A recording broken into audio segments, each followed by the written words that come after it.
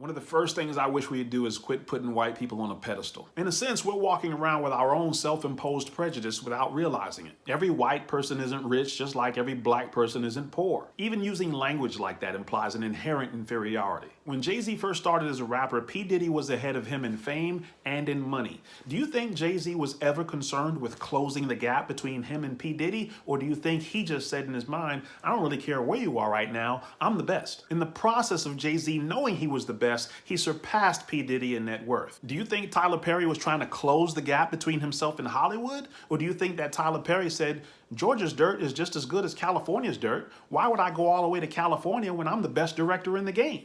If I live in Georgia, I'm going to build a studio here in Georgia. I'm willing to bet it was the latter. And in the process of being the best, Tyler Perry built a studio larger than Disney, Warner Brothers, and Paramount combined. Am I making sense? Quit worrying about closing the gap and worry about being the best you. I make videos all the time about policies that hurt us, and I explain why, and yet people still vote for them. That's not being the best you. That's not using common sense. That's following tradition without ever questioning why. We're long overdue to drop the we're set up to lose conversation and pick up the this is how you win conversation. To me, a loser conversation is the one about America being systemically racist. First of all, America isn't a person, so let's start there. There are roughly 330 million of us from every walk of life in virtually every country. To call America systemically racist is BS. What you do have are some policies put in place by some people who have been racist, but that's not indicative of our country. But let's push politics aside for a moment. I got tired of hearing this kind of talk. So here's what I did. I did some research on my own.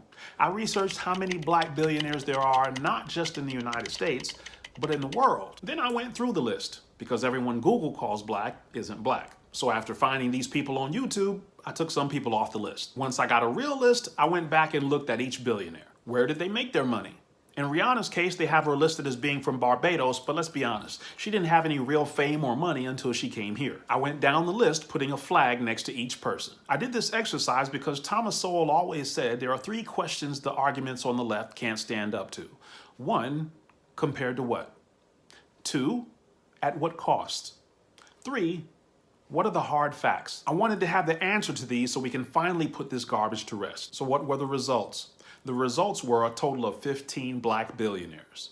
1 from Canada, 1 from Zimbabwe, 1 from South Africa, 4 from Nigeria, and 8 from America. Let me say this another way, because Zimbabwe, South Africa, Nigeria, they're all Africa. So the results were, out of 15, 1 is from Canada, 6 are from Africa, and 8 are from America. So let's go back and answer this question again the way Thomas Sowell would want us to. So is America systemically racist? I would start by asking the question, compared to who? Too many times when the left says America is racist, they're implying that there's someplace else you can go that's just like heaven where everyone is colorblind.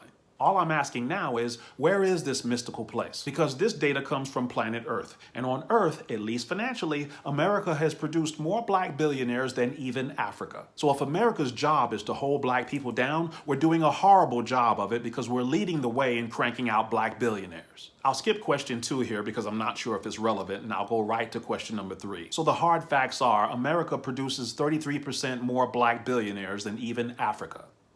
Let that sink in. I love calling out stuff like this because it should make you question some of the BS we hear from the mainstream media as though it's true. Take a good look at this list. For my brothers and sisters out there watching this right now, who's missing from this list? The answer is Robert Johnson. Bob Johnson sold BET to Viacom back in 2001 for $3 billion.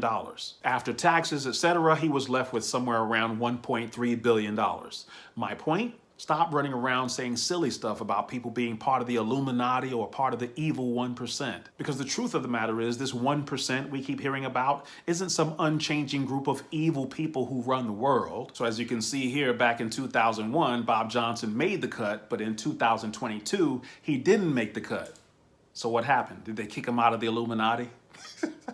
Quit saying stupid stuff like that. It's this kind of loser talk that stems from leftist politicians who want you to hate anyone who has more money than you. Once we start having an honest conversation about where this mindset comes from, then we'll start seeing an increase in financial intelligence, and not just in the United States, but globally.